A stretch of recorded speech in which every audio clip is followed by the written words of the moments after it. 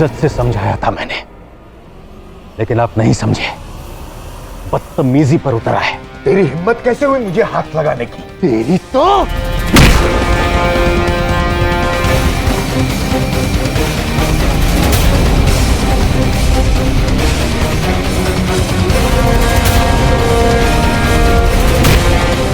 क्या बात बेटा, इनकी अकल को ठिकाने पे लगा। एक मिनट, रुक। ओ भगवान के पति,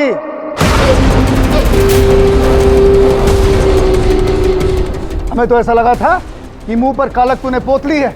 अरे कोई लज्जा शर्म है कि नहीं, या वो भी पेट खाई?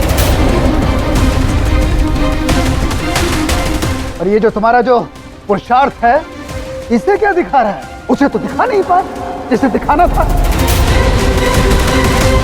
अरे आज हमारा गद्दर आया है, यहाँ पर पटाखे नहीं फूटेंगे, बहुत सारे पटाखे फूटेंगे, समझे? चले चल पटाखे फोड़, मैं भी देखता हूँ कि कौन रोकता है। हमारी जो प्रसन्नता है तुम लोगों को हजम नहीं होती है, आज समझ गए हम। जैसा पिता वैसा ही पुत्र। दादाजी!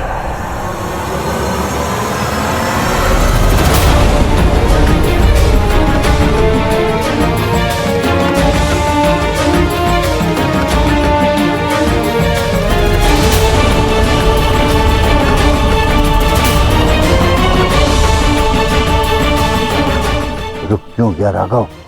इसे कान के नीचे मार ताकि जिंदगी भर के लिए बहरा हो जाए। अब आपको क्या बताऊं पापा जी कि जिसने रोका है उसकी आजकल क्या वैल्यू है आपके बेटे के लिए।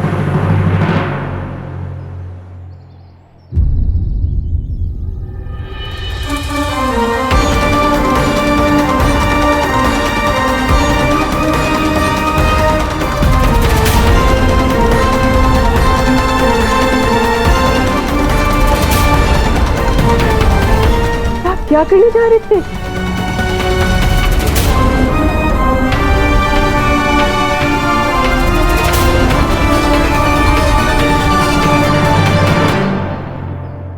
भावना जी, मैं इन्हें बस ये समझा रहा था कि लापरवाही से पटाखे जलाना खतरनाक हो सकता है। आरव को चोट लगी है,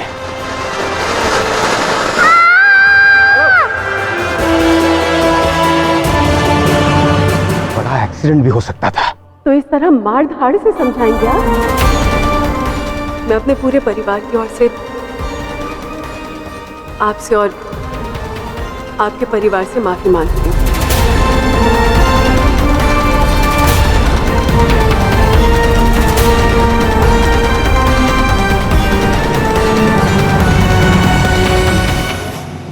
ये लिप आरव के लिए बनाया है मैंने। आप उसे लगा दीजिए, उसका घाव भी जल्दी ठीक हो जाएगा और उसे जलन भी नहीं होगी। ये आरव के लिए ले लीजिए।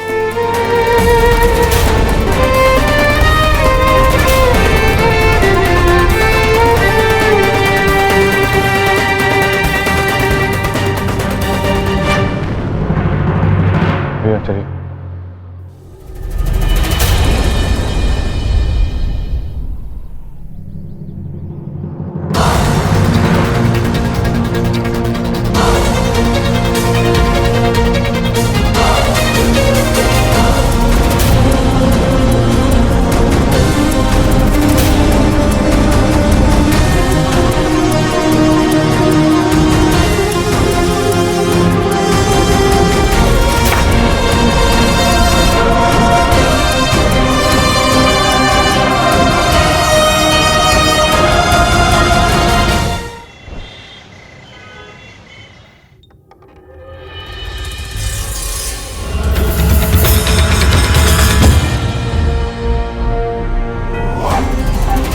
मैं लगा लूंगा।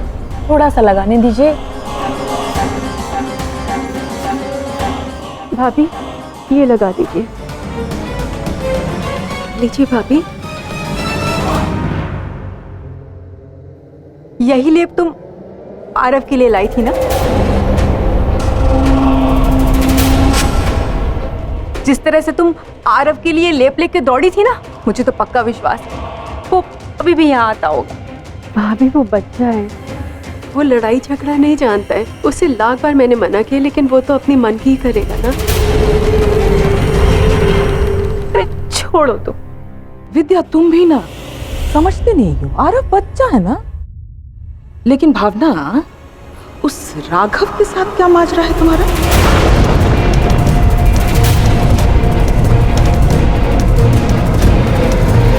नहीं, तुम्हारे कहने पर उसने अपना हाथ रोक लिया।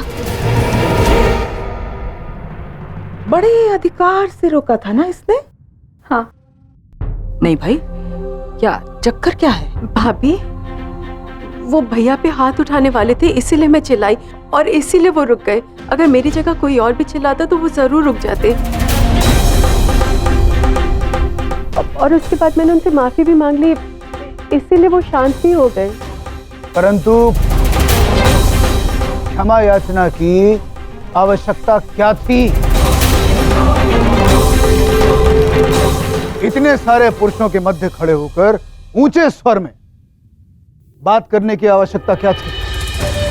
सुटन बाबू, स्त्री जो है सर पर पल्ला लिए पुरुष के पीछे ही स्वाती है। भाई साहब, मैंने जो कुछ भी किया वो परिवार के हित के लिए तो किया है। अरे सदन में 4 पुरुष हैं इस परिवार का हित सोचने के लिए। हमारे परिवार की मर्यादा का लिहाज रखो, समझी तुम? और वो जो राघव है, अगर वो हम पर हाथ उठाता है, तुम्हें क्या लगता है कि हम उसे उचित उत्तर नहीं दे सकते थे? लेकिन नहीं, तुम आ गई बन के हमारी तारणहार हमें बचाने के लिए। देखो, भानु जो है अपने परिवार की रक्षा करना जानता है हर हाल में, समझी? जो कुछ भी हो उसके लिए माफ कर दीजिए। आप बस शांत हो जाइए भाई साहब। उस परिवार का एक एक सदस्य हमारा शत्रु है, समझ गई तुम? इसलिए जितना हो सके उनसे दूर रहो।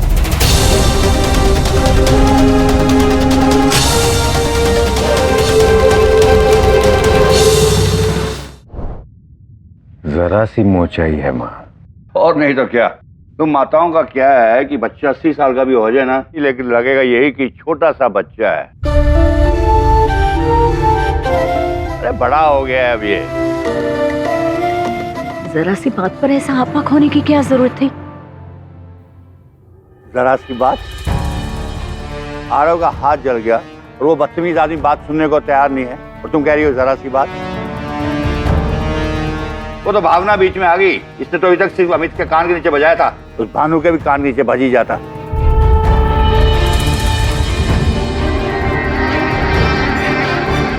And I am very proud of you. Good job.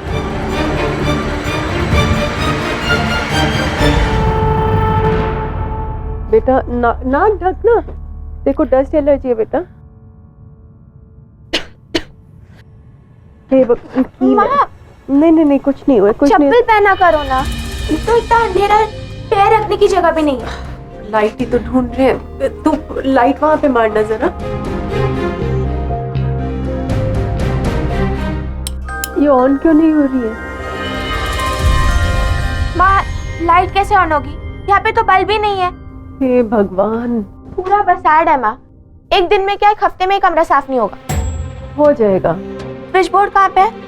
Switch board के सिवा मोबाइल चार्ज नहीं हो पाएगा माँ, और इसकी पावर भी कम हो रही है। तू सांस ले ले, सब मैं करवा दूंगी, तू चिंता मत कर। करवा दोगी? कैसे करवाओगी माँ? यहाँ पर एक बल्ब तक नहीं है। ताऊजी ने सोचा भी नहीं होगा कि हम इस कमरे को कैसे साफ करेंगे, बस फेंक दिया हमें इस कमरे में। आंचल चुप। मैं ना अपने मुंह पे ताला लगा देती हूँ और चाबी को कुएं में फेंक के आती हूँ।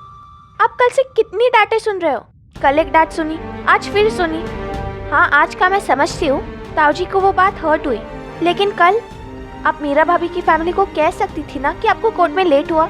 जेन्युइन रीजन था, वो समझ पाती। अरे बेटा, घर की बातें ऐसे पराये लोगों के सामने से खोल के नहीं रख देते हैं।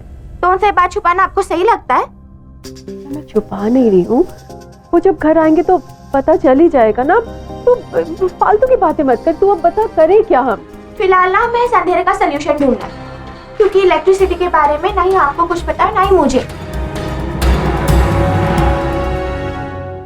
क्या हुआ? अभी तो जल रहा था, कहीं वायरस शॉर्ट तो नहीं हो गई?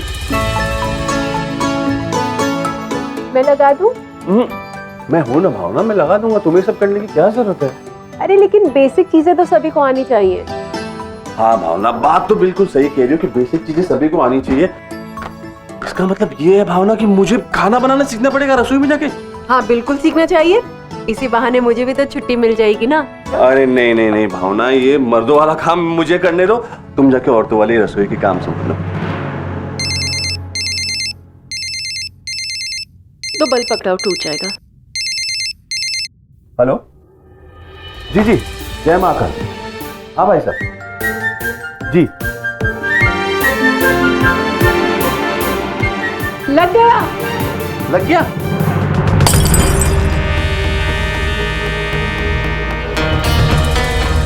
भावना, अरे तुम्हें चोट लग जाती, तुम्हें करंट लग जाता तो? अरे मैंने कहा ना मैं हूं, मैं कर लूंगा, तुम्हें करने की क्या जरूरत है? अब क्या ऊपर ही खड़ी होगी? चलो चलो नीचे उतरो और जाके अपने किचन की ड्यूटी संभालो, ये सब काम मैं कर लूंगा। देखो लाना पड़ेगा ना दूसरा बल्ब। अब दूसरा बल्ब लाना पड़ेगा, ये वाला बल्ब टूटा हुआ है। तू एक काम करना, बाहर से दूसरा बल्ब ले आ, मैं ट्राई करती हूँ। अब जब अंधेरा होता है तो रोशनी खुद ही ढूंढनी पड़ती है ना बेटा, आराम से जाना।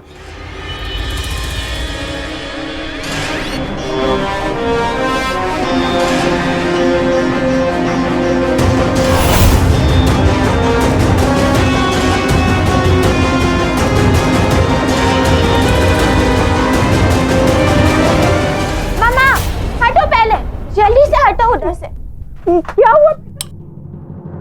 मामा क्या इरादा क्या है आपका? हजारों बार कहती हूँ मैं चप्पल पहनने के लिए, क्यों नहीं चप्पल पहनती? आपको प्रॉब्लम है कुछ चप्पल पहनने से? एक तो बिना चप्पल के इलेक्ट्रिसिटी का काम करने जा रही हूँ। इलेक्ट्रिसिटी के बारे में कुछ तो पता है आपको? स्विच ऑन है, होल्डर में करंट फ्लो करता है, उसे हाथ लगाती तो शॉक लग जाता। इसीलिए ना इलेक्ट्रिसिटी का काम करते वक्त रबर की चप्पल और रबर की ग्लोव्स पहनने चाहिए। तुझे इतना कुछ कैसे पता? मैं ना स्कूल में सिर्फ टिफिन नहीं खाने जाती माँ, साइंस में पढ़ा है। अच्छा मेरी माँ बल्ब लाई है। हाँ रुको आप, मैं अभी आती हूँ। ध्यान से जाना।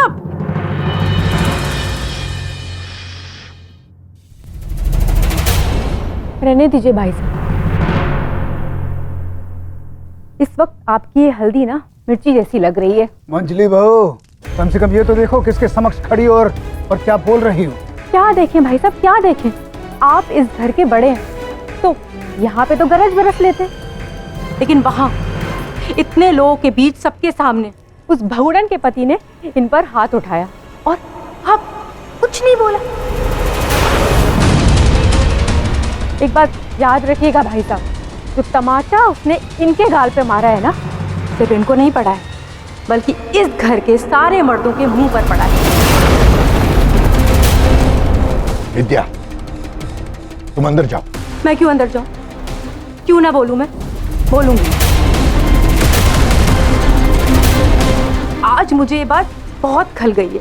हम जरा सा भी बोलते हैं ना तो भाई साहब ऐसे शेर की तरह चिंगाड़ मारते हैं, लेकिन आज जब बात घर पर आई तो उस राघव के सामने इनके गले से खड़खड़ाहट भी ना निकली।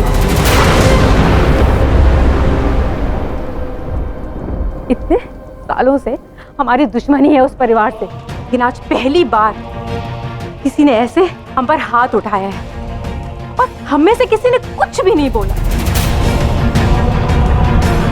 क्योंकि जिसे बोलना चाहिए था वो तो कॉफी के जितना गुर्रा भी न सका। मालिनी, अपनी देवरानी से कहो कि अपनी जीवा को शांत रखे। कहीं ऐसा ना हो कि जिस तरह से इसने छोटे और बड़े के बीच का अंतर भुला दिया है, ठीक उसी तरह हम भी इस रिश्ते की मर्यादा को भुला दें। भाई साहब आप शांत हो जाइए, इसे क्षमा कर दीजिए, ये मेरी वजह से परेशान है। और विद्या तुम आराम से बात करो, बड़े छोटे का लिहाज भूल चुकी हो क्या? चलो अंदर।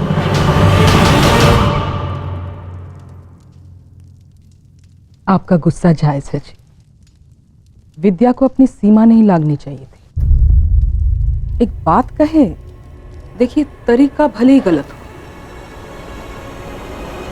लेकिन विद्या की बात गलत नहीं है।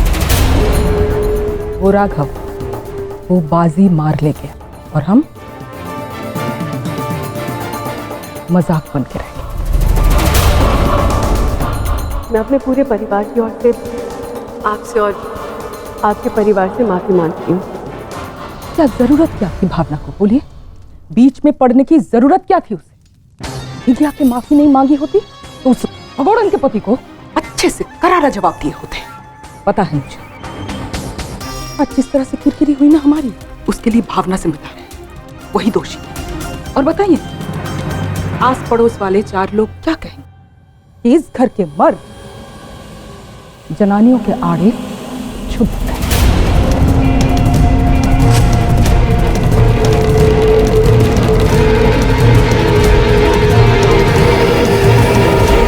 मम्मा लाइट जल गई, लाइट जल गई।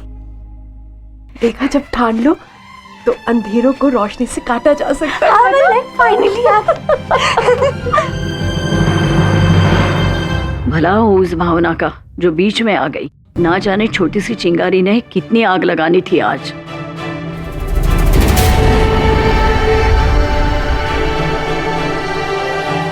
हाँ भैया, आप पर तो खून सवार था, पर भावना के एक बार कहने पर आप अचानक रुक कैसे गए?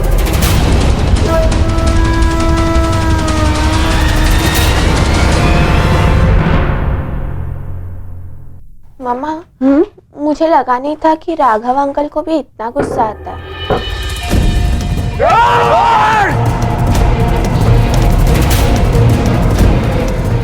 वैसे मम्मा, आपको क्या लगता है किसकी गलती होगी? बेटा, गलती किसी की भी हो ना, उससे कोई फर्क नहीं पड़ता है। बेटा, लड़ाई झगड़े से कभी किसी का फायदा हुआ है क्या? कोई अगर समझदारी से समझाए तो बड़े बड़े मसले भी संभल जाते हैं। और ये तो 2 घरों के बीच का झगड़ा था। बाकी सब तमाशा देख रहे थे और कुछ सोच रहे थे कि इस आग में घी कैसे डालें।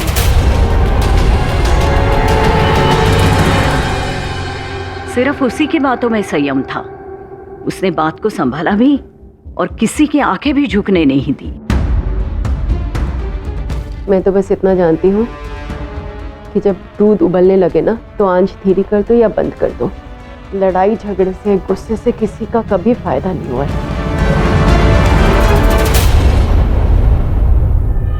भगवान करे ये लड़ाई यहीं खत्म हो जाए, बस आगे ना बढ़े। ऐसे तो बहू बेटियां होती हैं जो घर का मान बनाए रखती हैं।